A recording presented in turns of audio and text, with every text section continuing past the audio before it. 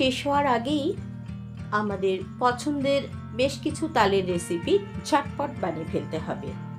By the way, আমি চন্দনা, আর আপনারা এখন দেখছেন চন্দনা রান্নাঘর। হ্যাঁ বন্ধুরা, আজ আমি আপনাদের সাথে পুর ভরা নরম তুলতুলে তালের ভাপা পিঠা রেসিপিটি শেয়ার করতে চলেছি। তো রেসিপিটি জানতে হলে প্রথম থেকে শেষ পর্যন্ত ভিডিওটার সাথে থাকারও অনুরোধ জানাই। তো চলুন আর বেশি কথা না বাড়িয়ে শুরু করি আমার আজকের রেসিপি তালের ভাপা পুলি পিঠে। যেহেতু পুর ভরা তালের ভাপা পুলি পিঠে, সেই জন্য আমার প্রথমেই করতে হবে কি না, পুরটা বানিয়ে ফেলতে হবে। তো তার জন্য গ্যাস অন করে ওভেনে একটা কড়াই আমি বসিয়ে দিয়েছি আর কিছুটা ফ্রেশ নারকেল কোড়া অ্যাড করে দিচ্ছি। তারপর দিয়ে দিচ্ছি 4-5 চামচ মতো চিনি, অর্থাৎ 50 গ্রাম মতো চিনি আমি দিয়ে দিলাম। চিনির পরিমাণটা কিন্তু প্রয়োজন মতো কম বা বেশি করতে পারেন। তারপর 2 পিস সন্দেশ আমি ভেঙে টুকরো টুকরো করে অ্যাড করে দিচ্ছি। আর সন্দেশ অ্যাড করলে পুরের টেস্ট কিন্তু খুব ভালো হয়। এবার খুব ভালো করে মিক্স করে নিচ্ছি। চিনিটা খুব ভালোভাবে মেল্ট হওয়া পর্যন্ত আমি ওয়েট করব। মিডিয়াম ফ্লেমে 2-3 মিনিট সময় নিয়ে পুরটা রেডি করে নিচ্ছি। এবার আমি ফ্লেমটা অফ করে দিচ্ছি। দেখুন পুরটা আমার রেডি হয়ে গেছে। তো এর থেকে বেশি শুকোলে কিন্তু পুরটা ঠান্ডা হওয়ার পর আবারও বেশি শক্ত হয়ে যাবে। তাই একটুখানি নরম অবস্থাতেই আমি পুরটা একটা অন্য পাত্রে নামিয়ে রাখছি। তারপর নেক্সট স্টেপে চলে যাচ্ছি। এবার আমি মেন রান্নায় চলে এলাম। আবারও গ্যাসটা অন করে দিয়েছি আর একটা কড়াই বসিয়ে প্রায় 1 কাপ মতো তালের পাল অ্যাড করে দিচ্ছি। কাপটা ধুয়ে খুব সামান্য পরিমাণে জল দিয়ে দিলাম।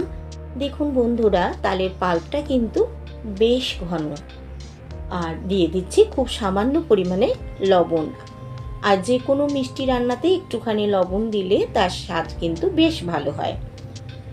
এবার 3-4 চামচ মতো চিনি দিয়ে দিচ্ছি, কারণ পুলি পিঠের ডোটা একটুখানি মিষ্টি স্বাদেরই হয় আর খেতেও বেশ ভালো হয়। দিয়ে দিচ্ছি 1 টেবিল চামচ মতো ঘি। ঘি অ্যাড করার ফলে সুন্দর ফ্লেভারের সাথে সাথে ডোটাও কিন্তু তৈরি হয়ে গেলে কড়াই থেকে খুব সহজেই ছেড়ে আসে। এবার সমস্ত ইনগ্রিডিয়েন্টস খুব ভালো করে মিক্স করে আমি 1/2 কাপ সুজি দিয়ে দিলাম। আজ আমি পুর ভরা তালের ভাপা পুলি সুজি দিয়েই বানাবো। আপনারা চাইলে কিন্তু চালের গুঁড়ো এখানে ইউজ করতে পারেন। গ্যাসের ফ্লেমটা একেবারে লোতে করে দিয়েছি আর কোনো লাম্পস বা দলা যাতে না হয় তাই যতটা তাড়াতাড়ি সম্ভব সুজিটা খুব ভালো করে মিক্স করে নিচ্ছি। আর গ্যাসের ফ্লেম হাইতে রাখলে সুজি কিন্তু খুব তাড়াতাড়ি জলটা টেনে নেয় আর শুকনো হয়ে যায় ভীষণ তাড়াতাড়ি। তাই খুব সাবধানতার সাথে লো ফ্লেমেই ধৈর্য ধরে কাজটি আমাকে করতে হবে। দেখুন ডোটা আমার কড়াই থেকে ছেড়ে আসছে, মানে ডোটা কিন্তু পারফেক্টলি রেডি হয়ে গেছে। তাই গ্যাস অফ করে একটা থালার মধ্যে আমি ডোটা নামিয়ে নিচ্ছি। এবার এর মধ্যে 2-3 চামচ মতো ময়দা দিয়ে দিলাম। একটুখানি ময়দা মিক্স করলে কিন্তু ডোটা খুব সুন্দরভাবে রেডি হয়ে যায়। কিন্তু দেখুন যে প্রচণ্ড গরমের জন্য আমি হাত দিতে পারছি না বা মাখতেও পারছি না। একটুখানি 1-2 মিনিটের জন্য ফ্যানের তলায় নিয়ে যাচ্ছি, তারপর আমি ফিরে আসছি। অল্প ঠান্ডা আমার কিন্তু হয়ে গেছে। আমি ফিরে এলাম। আবারও খুব ভালো করে মেখে ডোটা আমি রেডি করে নিচ্ছি। তারপর এর থেকে মাঝারি সাইজের লেচি কেটে নিচ্ছি। খুব বেশি ছোট বা খুব বেশি বড় করে আমি কাটছি না।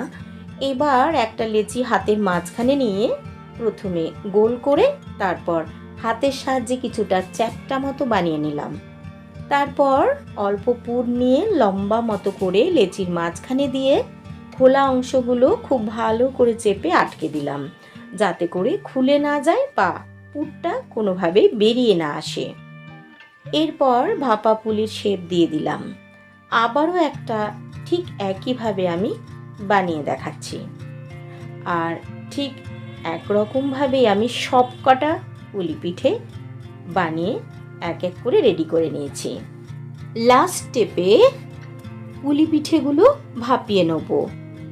গ্যাস অন করে ওভেনে একটা কড়াই বসিয়ে দিয়েছি, আর তার মধ্যে বেশ কিছুটা পরিমাণে জল দিয়ে মাঝখানটিতে একটা স্ট্যান্ড বসিয়ে দিয়েছি।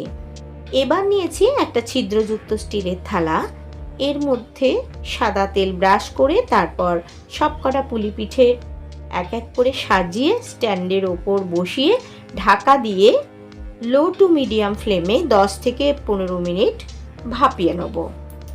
15 মিনিট পর আমি ফিরে এলাম। গ্যাসটা অফ করে দিচ্ছি আর ঢাকাটাও খুলে দিচ্ছি।